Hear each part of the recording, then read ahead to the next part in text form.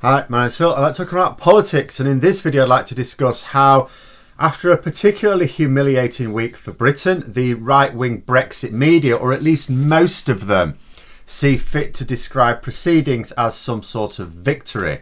And it makes you wonder if they'll also report the damage that Brexit, in particular a no-deal Brexit, if that's what we get next year, as a great win for the UK itself as well. But first, if you'd like to be notified of daily news and politics, please subscribe to the channel and click the bell notification icon. So I'm going to have to do a tour of the front pages of the very pro-hard Brexit papers here. There was a pro-Brexit paper that didn't join in on this, but they're not a fan of a no-deal Brexit, for example. So first of all, slight offside as well. So Boris Johnson's claim that there was a new COVID variant, which there is, that's true, which is up to 70% more transmissible, is what is saying than normal, and was concentrated in the south of England, obviously caused a number of countries to issue travel bans against the UK. France was one of them. Just one of them. There were lots of others. But the focus here is on France, because France has a border with us, and it closed that border to us on Sunday evening for fear of this new variant adding to the already bad enough COVID situation for them. Now, before I get onto the ridiculous way that this has been spun this morning, someone helpfully pointed me to a YouTube channel run by an eminent virologist in the United States. It's very interesting. Obviously, their channel's rather taken off this year, and they explained the available data on this new variant. They corrected some of the misinformation on it, and crucially for me, pointed out that the UK team had not actually carried out any experiments on whether this new variant was actually more transmissible or not. Now, don't get me wrong, this new variant exists. It is a new variant. It may have biological differences with what we've already been dealing with. It may be more transmissible. What he was saying is they don't actually know that. They can't say that because they haven't actually carried out experiments. What they've got is a hypothesis. We think this might be more transmissible. Okay, so now you carry out experiments to determine whether or not that is correct. They haven't done that. So it does look like Boris Johnson was inflating the fear factor, which may be credible. Again, we're not saying that there's evidence that it's not more transmissible. Be very, very clear on this. We just don't have the evidence that it is. So he was inflating the fear factor purely to excuse his late decision on tougher restrictions after Parliament had broken up to avoid a rebellion, as was suspected.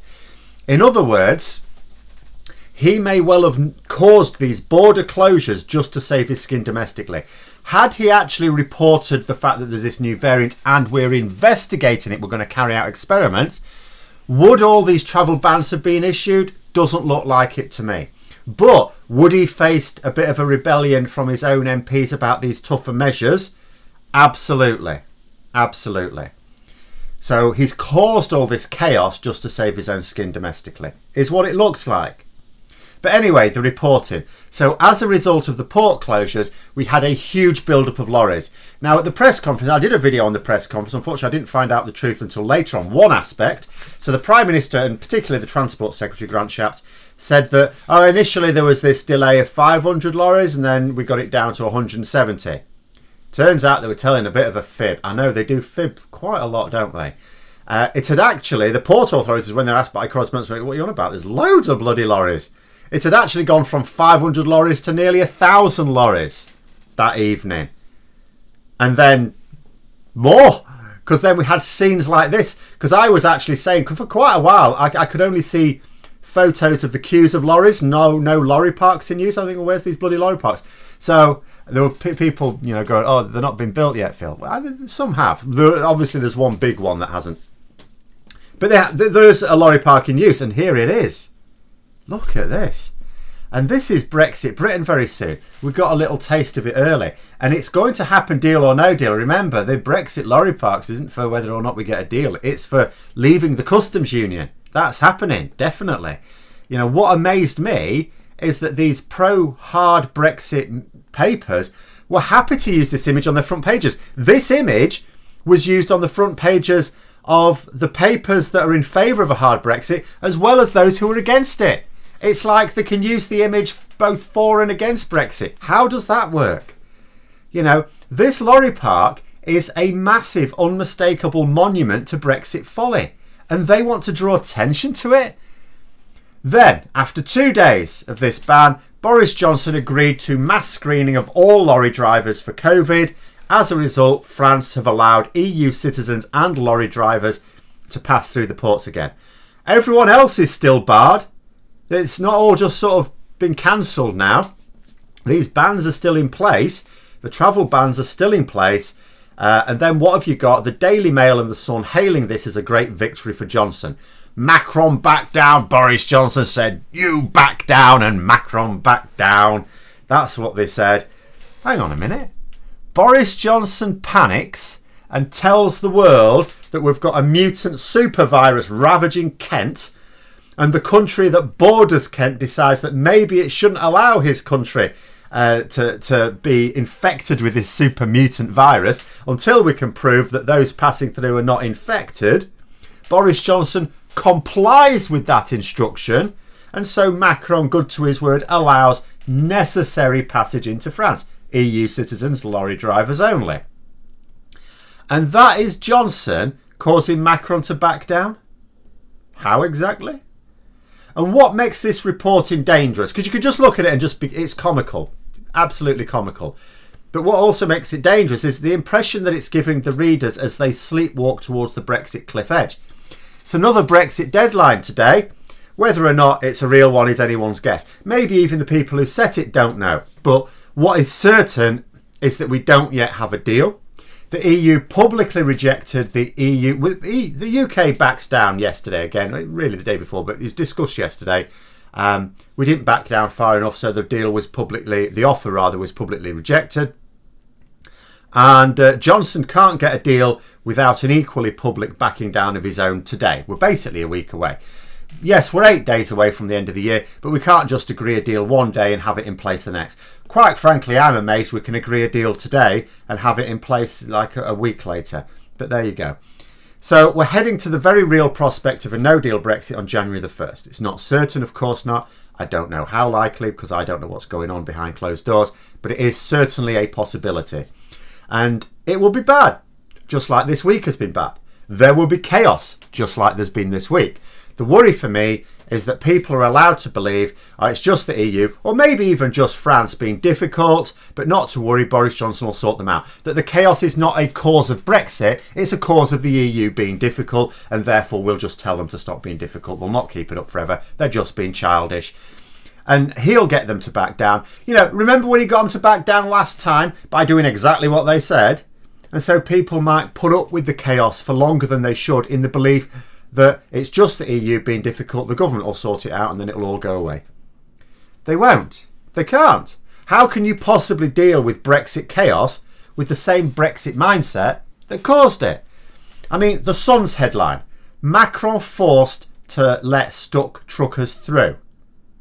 What, you mean by telling Johnson what to do if he wanted them to be able to leave Kent and Johnson doing it? I mean, if, let's say a newspaper on the other side had decided to phrase it like this. Let's say a newspaper decided to say that Macron forced Johnson to back down by screening lorry drivers in order to get them through. That would be more accurate reporting. It still wouldn't be accurate reporting. It wouldn't be fair reporting because nobody in this has backed down at all. Macron hasn't backed down. Johnson hasn't backed down. France had a problem. COVID are already a major problem. Last thing we need is a new influx of a new variant that transmits maybe 70% more effectively. Solution for Britain, test the lorry drivers to determine that they are not infected. That's cooperation in the name of mutual benefit. It's not conflict and capitulation. You know, it's not a great privation for us to have tested those lorry drivers. It's arguably a little bit difficult because we've got Dido Harding in charge of it. But these bellends don't understand the language of cooperation, only aggression. As far as they're concerned, everything's a conflict, and someone has to win and someone has to lose. Oh, our truckers have gone through. Oh, well, that's good for us, therefore we must have won. And if we won, that means France must have lost. That's the only way they can see things. And then there's the Daily Express. Now, as reprehensible as papers like the Sun and the Daily Mail are, and the Sun is the absolute worst of them in general. Easily, the Daily Express has been the worst when it comes to this hard Brexit, even worse than the Daily Mail, I would argue, because they have been the main standard bearer for both Boris Johnson and his cruel, brainless Brexit, much more than the others. They accuse Macron of acting out of spite over the border closure. Odd that this headline appears days afterwards. I mean, you could look at this headline and think that it was from the day after the port closures. So, you know, so behind are they on these events? But again, all it does is attempt to stoke up hatred of our allies at a time when we are very alone in the world. And we force that loneliness. I'd like to think it would be too obviously ridiculous to be believed. But of course it's not. The fact that the Daily Express is still going with a circulation of about 250,000, which means getting its hateful messages to many more, of course, as more people read the paper than simply just buy it, that indicates that there are plenty of people ready to swallow this destructive preaching. Because, again, consider the consequences. They create a them and us fortress mentality. If Boris Johnson strikes a deal today, which is sorely needed, it will only be done by backing down on fishing further than he did yesterday. Oh, and which country in the EU is pushing for more UK concessions on fishing? Oh, that'd be France. So, sure, yeah, there are others as well. People say, oh, actually, Denmark's, you know, and yeah, there are others. But there are also other countries that issued travel bans against the UK as well. Dozens of them, in fact. But the papers don't like to talk about that because it's much easier to sell their tribe if they focus on just one enemy. You know, even their readers might smell a rat. If they're trying to say that the whole world is turning on us and how unfair it is, their readers may then think, hang on a minute, if we've got the situation where it's one person against the whole world, maybe it's the one that's in the wrong. Whereas it's much easier just to say, oh, it's not the whole world, it's not even the whole EU, it's just France, it's just that one country. Then that's the way they sell it to their readers. I mean, you know, I looked at yesterday's events and couldn't see how Johnson could agree to a deal really, because he'd already backed down and he'd had it publicly rejected. But then you look at today's headlines and it makes the situation even more politically difficult for him, because there's no point in looking at all the papers in general. Boris Johnson is pitching to the very people that read the Daily Express, the Daily Mail, the Sun, these sorts of papers, because those are the ones who have been supporting him. The others don't support him. Even other right-wing papers do not support Boris Johnson at all. They've been attacking him quite regularly. So then you think to yourself, well, does that make it now impossible for him to get a deal? You know, because by the looks of things, the only way we can possibly hear that a deal has been struck later today is if Boris Johnson is absolutely terrified of a no-deal Brexit. He would have to be absolutely terrified and to believe that no matter how much stick he gets as a result of agreeing a deal, it would be far worse for him not to, which is possible, but I'm not sure, because despite my saying that I am convinced he does want a deal, I'm convinced of it, I'm not sure he wants it if it makes him look like he caved in completely. I think he also needs to look like he won something. And if he doesn't agree terms, we're in a no-deal scenario in just over a week. I shudder to think how these immoral newspapers will be framing the destruction that they produced. I cannot imagine that they'll be accepting responsibility. The best I can hope for is that they will at least report some facts and blame Boris Johnson, even though it's as much their fault as anyone's. But looking at these headlines today, I don't think they'll even do that. I do not think they'll even do that. But those are my thoughts. Let me know yours in the comments below. Hope you found the video interesting. If you did, don't forget to click the like button. If you'd like to support the channel further, please also click the Patreon link for details. And until next time, I'll see you later.